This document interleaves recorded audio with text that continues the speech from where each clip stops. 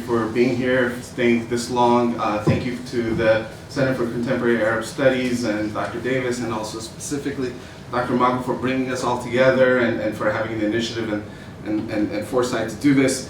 And lastly, I feel like it is important to thank the Iraqi people on the streets of Iraq, who, like Zahra said, and like Marcin also said, that they have been waiting, dreaming, agonizing, hoping, agitating, mobilizing, protesting, fighting, hoping, and living, all of these things all at the same time for decades now.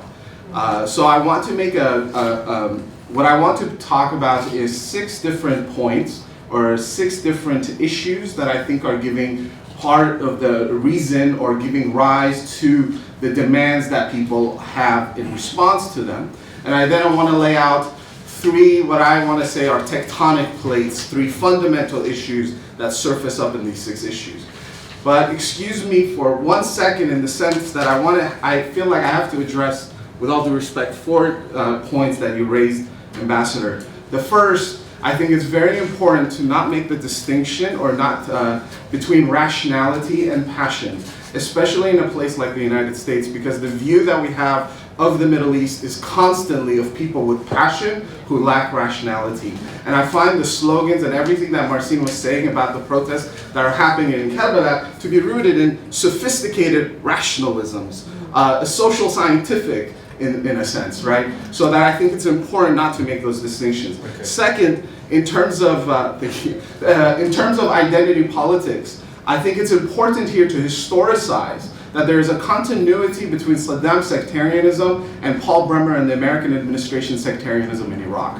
So that American administration in Iraq, there's a continuity in terms of how they understood Iraq as being fundamentally a divided society based on sectarianism, and then they, in a sense, fulfilled that prophecy, fulfilled the idea that they had of Iraq in terms of setting up the government that came after. And then lastly, in terms of the comparison to the American government or the United States as a place for post-war development. The 2 instances, one, the Civil War, the fundamental difference between Iraq and the United States is that the United States is a settler colony, Iraq isn't. And you could see that in the Civil War. After the Civil War, the reconstruction of the United States, you had a slight moment of opening for black reconstruction that then was foreclosed by white supremacist response to black reconstruction that then continued and followed through. I think W.E.B. Du Bois's Black Reconstruction in America could give us a good understanding of that. And second, in terms of the post-World War II moment, the post-World War II moment was the New Deal era, Keynesian politics, and welfare system.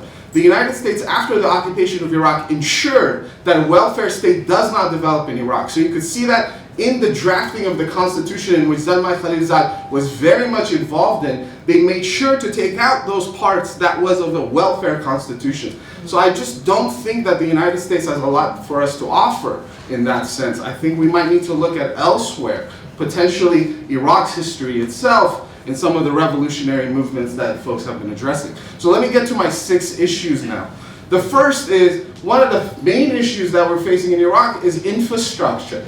A completely devastated infrastructure. And I think here we have to look at historically. So you go back, Iraq, in the 8-year war with Iran, the problem there was that the Iraqi economy became militarized, but the infrastructure was relatively untouched or not untouched, but the economy became very militarized. But after that, in the 1991 war with the United States, I think people forget how the severity of the response of the United States to Iraq. They bombed civilian infrastructures, close to 732 civilian infrastructure. These are railroads, roads, sewage plants, electricity, all of it, So the infrastructure was devastated. Then you had 13 years of sanctions, in which the sanctions regime, again, the United States made sure that the resources, the materials for rebuilding Iraq wasn't going in.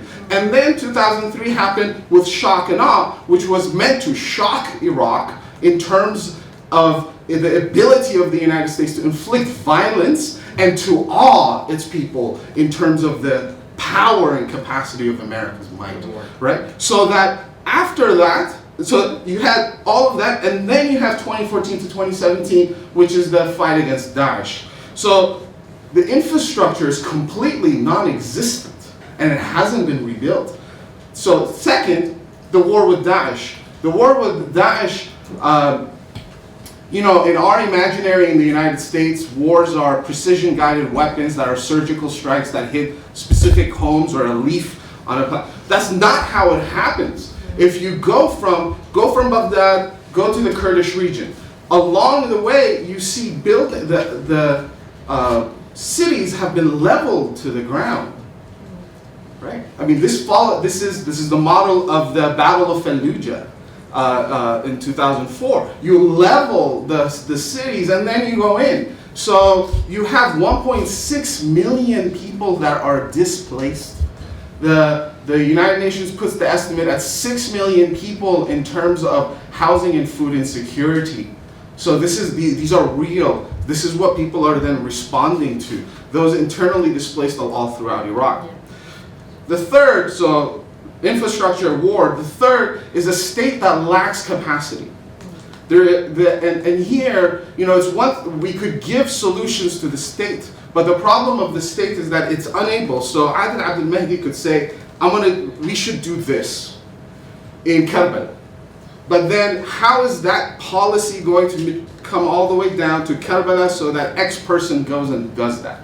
It just doesn't have that capacity. So that you could follow policy on policy, but that policy doesn't get implemented.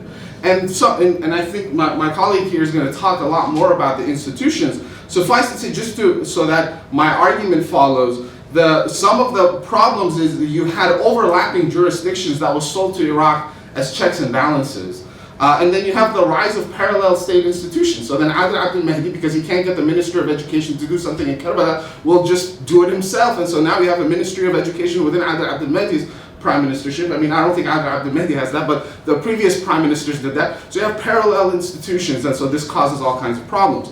The fourth then, so the state has little capacity, the fourth is economic immiseration.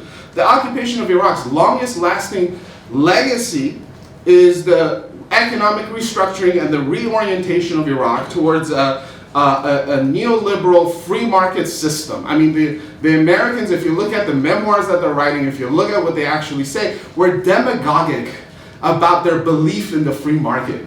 It was an experiment, it was a social experiment that they enacted in Iraq writ large, that you put a little bit of this, you put a little bit of that, you get free markets, and then out of free markets, democracy happens. It wasn't that sophisticated. I mean, Paul Bremer's PowerPoint, when he came in with his first PowerPoint to lay out the vision for Iraq, was 9 slides. I think you might have more slides than he does for the entire building of the state, right? So there is, and so that has meant putting that alongside the fact that the state doesn't have capacity. And then you get rid of state-owned enterprises, you privatize key industries except for oil because they knew they couldn't do that, and laying the groundwork for a globally integrated economy, at least juridically, that had repercussions and will continue to have repercussions. This has meant that economic growth, whatever you see of economic growth in Iraq, is not necessarily, it's in oil or even in reconstruction actually. In reconstruction, it's Turkish firms that are operating in Iraq using labor from outside.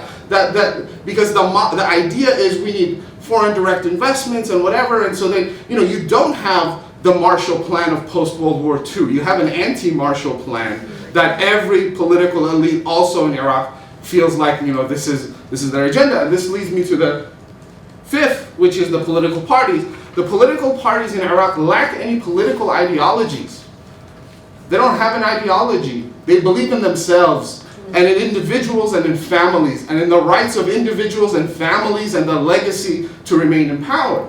It's unfortunate. So like even a party like Hizb al-Dawah that had an Islamist party that has a vision, if you currently seek out those party members, they don't have that vision. So all they'll have is Muhammad Baqir al-Sadr's picture behind them, but then that's it. They haven't even read Falsafatuna or Iqtisaduna or whatever he wrote. So they lack political ideology, And this becomes a big problem, so that in fact they actually share many policies. They share, for example, or in reality they're ignorant of the free market. So they all share, yeah, free market's great. They don't have anything beyond that, economically speaking. So here the electoral process then favors these same parties, because the electoral process favors national parties while all elections are local. They favor, and the electoral commission is also made up of party members. And the political parties make money in Iraq in two fundamental ways, which are both problematic. The first is that they make money from foreign governments, from all foreign governments. They don't discriminate. And that means that you allow foreign influence in Iraq. The second is that you make money by siphoning off money from the government itself. So the battle after every election over who's going to control what ministry isn't because, oh, I have an education policy that I need to fulfill and I want the education ministry. Nobody really wants the education ministry. You know, they want the better ministries that have more money, because if you control that ministry, then the control over the ministry is much more important existentially to the parties, based off of their existence rather. So then the last issue is then corruption. It's out of all of these various reasons that you have endemic corruption. Corruption isn't rooted in our DNA. Corruption is a structural issue. And you know, so the United States administration during the CPA's time had $18 billion. They still don't know where it went. Right? So there was corruption from the get. It's not genetic, it's not cultural, it doesn't speak to anything more than that. So having laid that out, my three tectonic plates. One of them is domestic, two are foreign. The domestic is Iraq has problems that need to be dealt with. The political elites, the Hausa, all of them there is massive amounts of problems that we probably should have another panel to talk about, because these are rooted in the historical, sociological, political development of Iraq in the second half of the 20th century.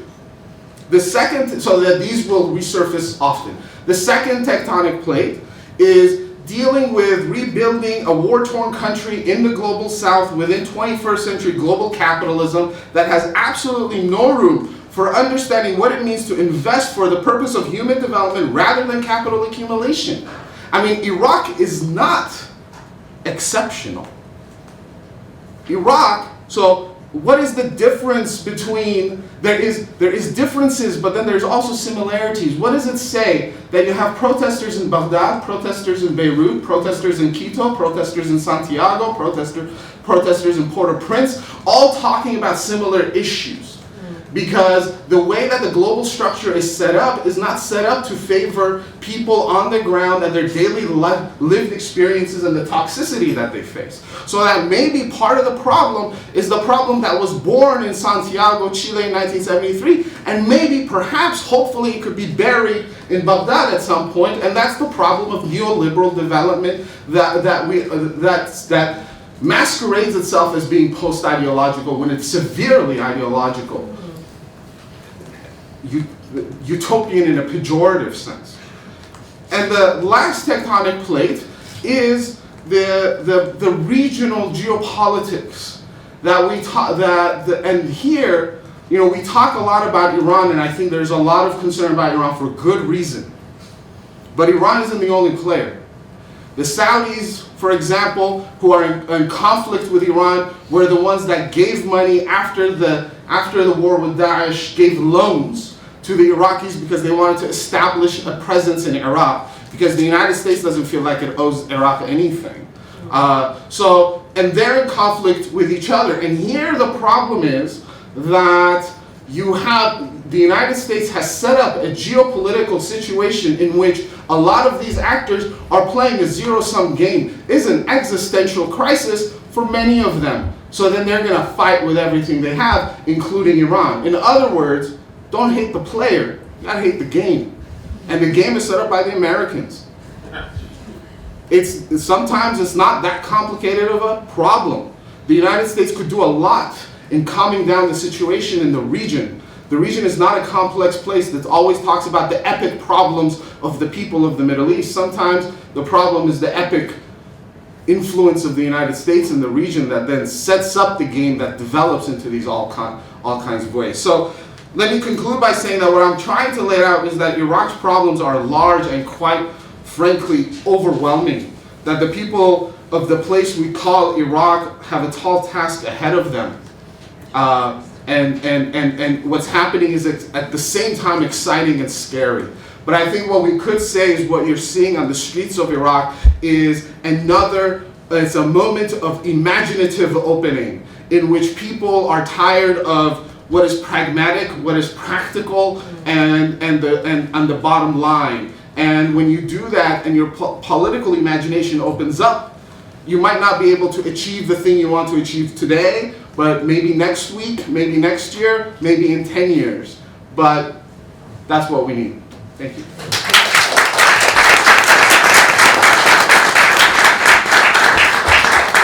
I primarily work on institutions, and I benefit so much from the work of my colleagues who work on the micro level, because that's really what kind of bridges the gap in what we do and how we can conceptualize actually change.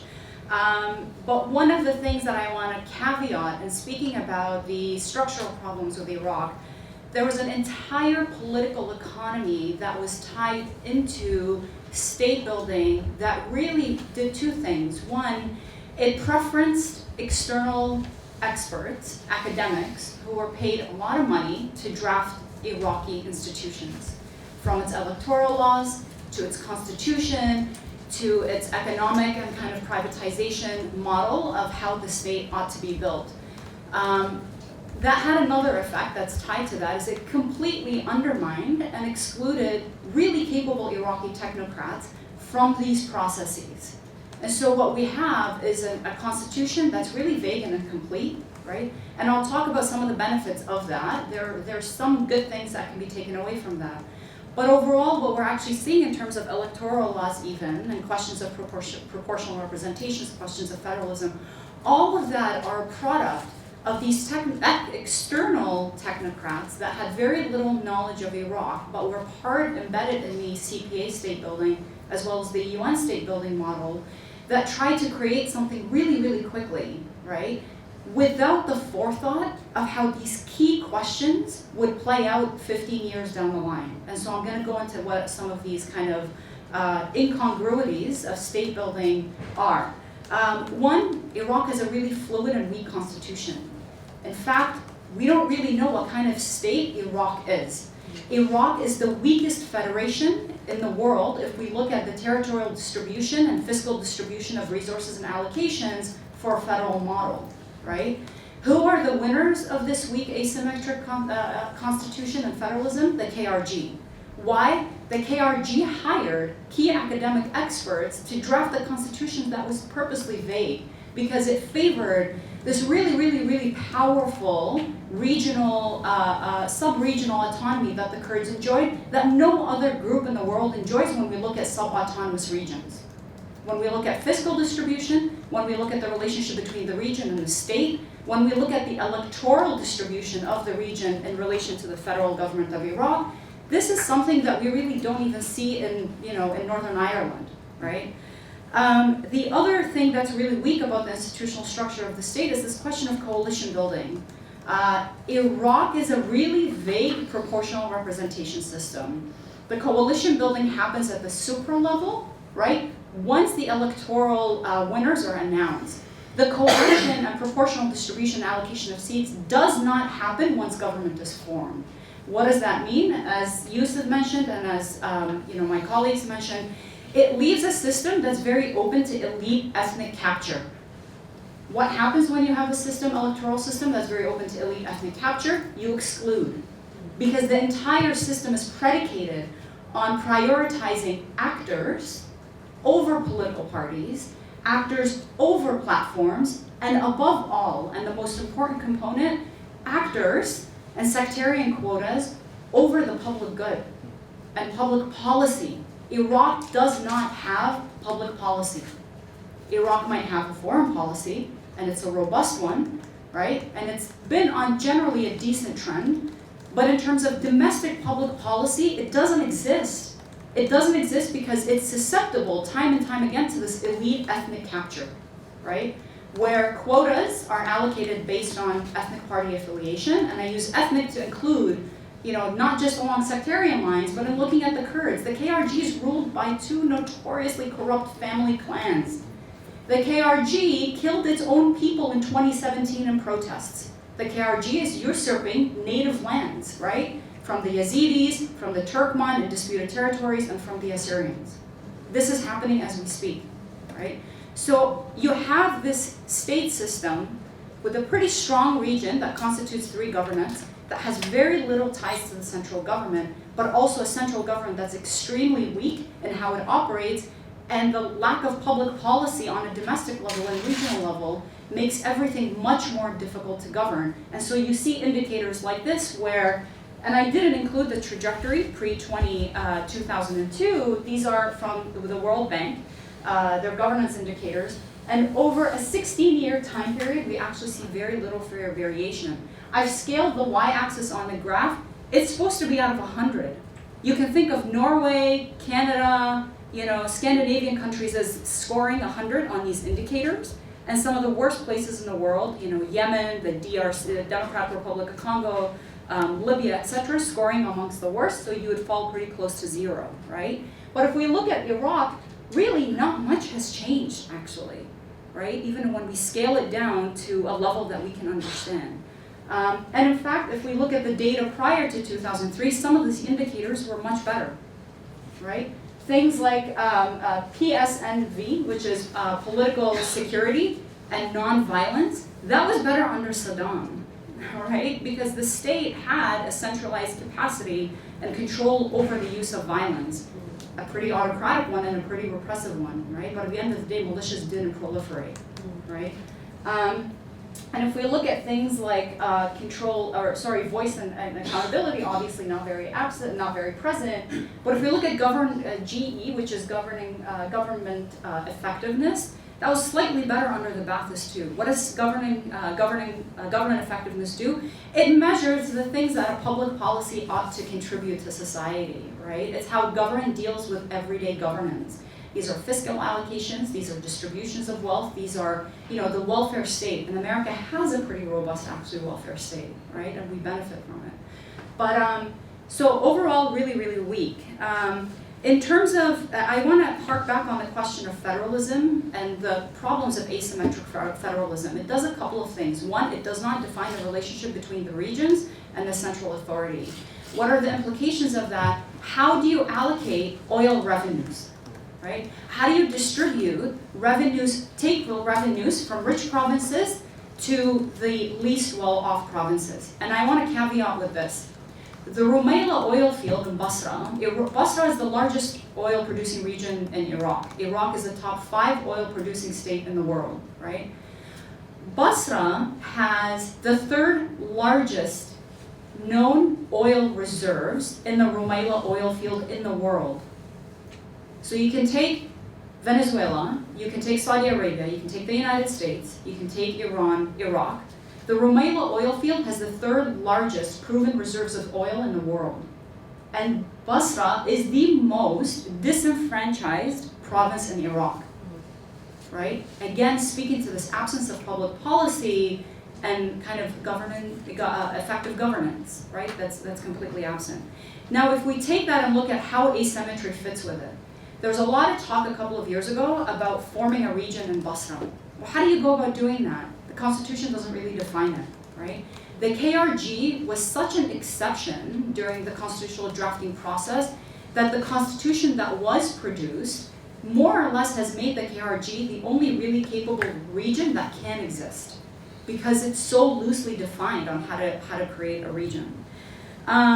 In terms of, and really what we see in Iraq, as a recent scholar really brilliantly noted, is there's self-rule, there's an absence of shared rule, right? Which actually goes against what federalism is supposed to do. Federalism is supposed to create mechanisms that advocates for shared rule, right?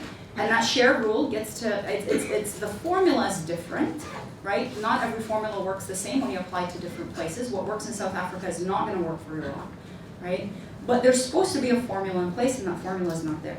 In fact, if we look at the Iraqi electoral law, we still don't really understand the kind of electoral system Iraq is, And I study this stuff, and I look at the electoral law, and I scratch my head, right? So that you're right in that there needs to be massive reform.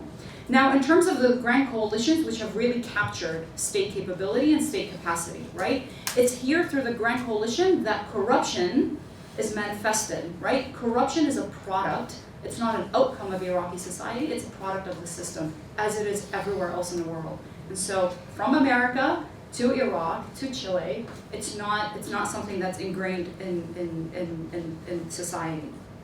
Now, the grand coalitions were, these are coalitions. Once there's an election, there's supposed to be a grand coalition that's supposed to allocate seats and distributions to different government ministries, right? And some ministries are, just like in different places, a lot more lucrative. Why? Because the coercive capacity is much more robust. Or the financial capacity is much more lucrative, like the oil industry. If we look at Iraq, the Grand Coalition is supposed to serve as a way of including different sets of actors, right, with ascriptive identities into the system. But that Grand Coalition making doesn't trickle down to the actual provincial level or the district level. So what you have is an actual capturing of the notion of Grand Coalition and power sharing, which by all accounts and quantitative studies is one of the best ways to actually think about creating a system in deeply divided states to bring in all the stakeholders into the political system. Now, where did Iraq go wrong?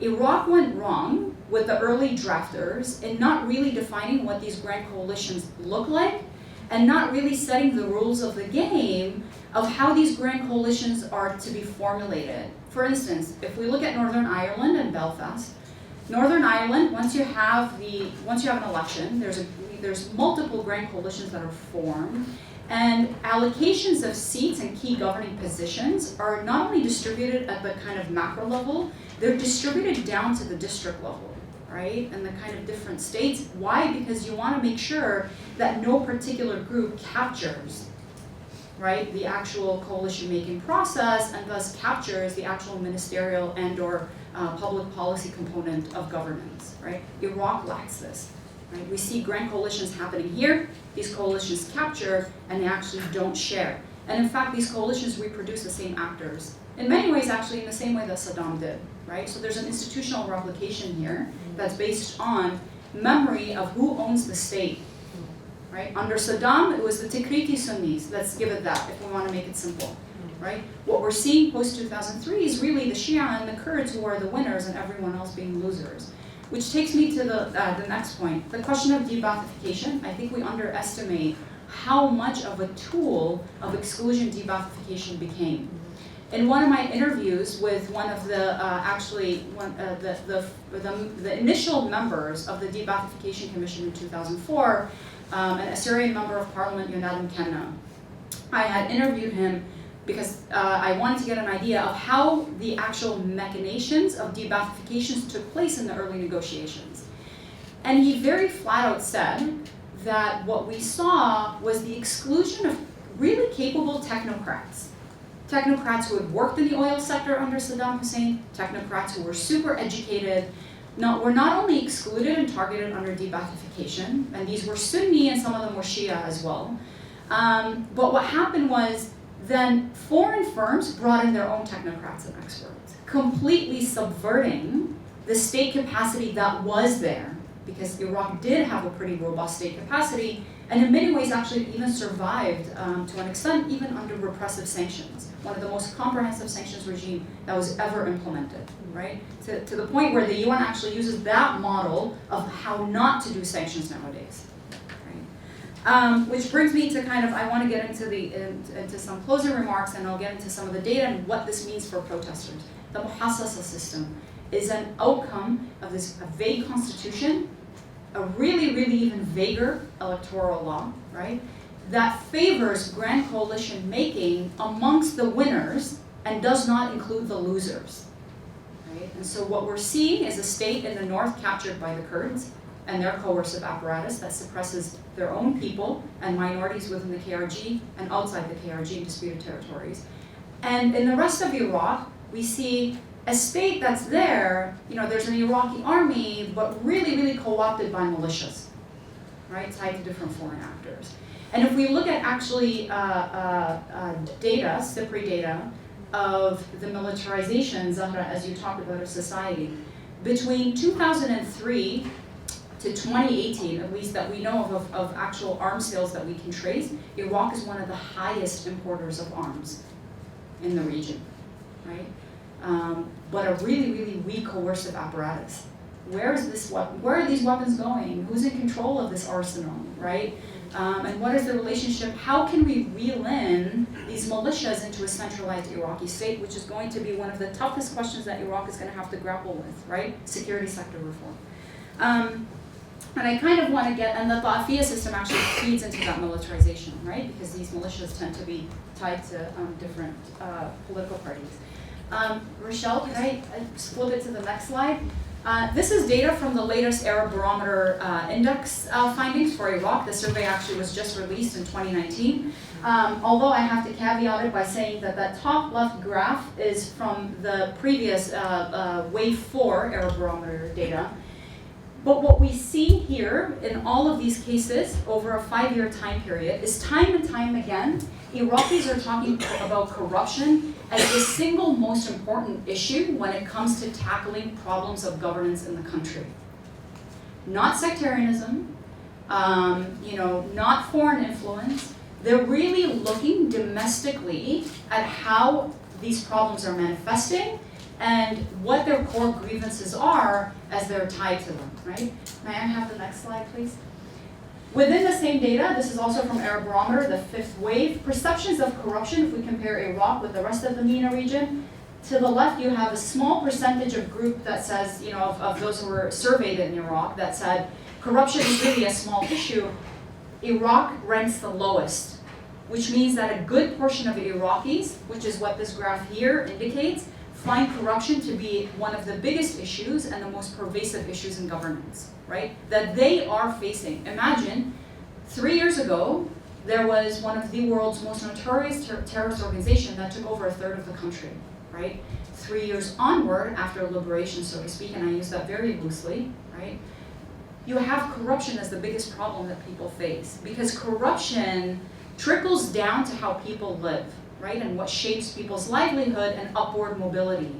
Which takes me to my next point. If we look at the Human Development Index, over children who are born now in Iraq, if we kind of project where they will be in terms of upward mobility trends, Iraq lags behind grossly over an 18-year time period, which speaks to the future generation, right? What do they have to look up to when schools are really, really underfunded, right? And if we look at schools in the KRG, for the past 3 years, the Kurdistan Regional Government has every year slashed public teacher funding and salaries for schools.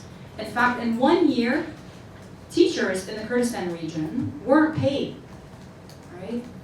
Because the ruling parties refused to kind of allocate payments, right? Could I have the next slide, please? Now, in speaking about similar kind of public opinion trends, to the left you see trend in perceived extent to which the national government is working to crack down on corruption. That's drastically gone down, right? You see a little bit of a tilt up in 2011 and a tilt up in 2013, but a steep drop, right, in terms of how much of an effort the government's making in tackling corruption for Iraqis and how they perceive the issue. If we come to this graph here, to what extent do you think it is necessary to pay Rashwa, which is a bribe, right, to a civil servant of your country to receive a better education or health care? And as you can see on both indicators, Iraq scored pretty high. What does this tell the people and the protesters on the ground? Unless you're connected, you're missing out. The system is stacked against you, right? Could I have the next slide, please? And again, trends and beliefs about democracy. What does all of this have to do with democracy promotion and the idea that Iraq will become this kind of model, regional model for the exportation of democracy, right? Is that people's beliefs in the democratic system. So in democratic systems, the economic performance is weak.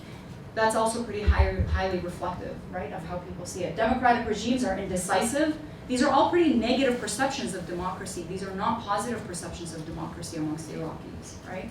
And then to the top, democratic regimes are ineffective in maintaining order and stability, pretty high, in terms of how Iraqis who are protesting on the ground now perceive democracy and the value of democracy as this quote-unquote inherent good, right? In fact, it's done the opposite in many ways if we take public opinion seriously, right? And I think this might be the last one, or no. And from the same data, if we look at which is more important in causing the lack of development in the Arab world, and if we look at Iraqis' perceptions, they're no longer looking at external forces. Iraqis are looking domestically, right, at their own actors and elites and the system that's stacked against them as the main problem, right, of how, of what accounts for the kind of dismal position of their own livelihoods and the lack of upward mobility, right? So the internal dimension is really, really key, and it's something that you're actually seeing in the protester voices. And similar trends on the left, right? Trends in interest in politics dwindling pretty quickly, right? My colleague Marcin had written a piece about this kind of the resurgence of public opinion and sympathies towards Saddam amongst Iraqi youth, right? That there's this almost, I mean, these are youth who were not born under Saddam's era, but there's a nostalgia, and that nostalgia is rooted in stability, right? The dictator brought stability, the dictator to an extent brought jobs and facilitated technocratic governments, albeit really, really also corrupt, but maintained that system that kind of in a way trickled down more than the system now does, right? And I think that's it. That should be it. So I'd be happy to go into these questions a lot more and have an active discussion about it. So thank you.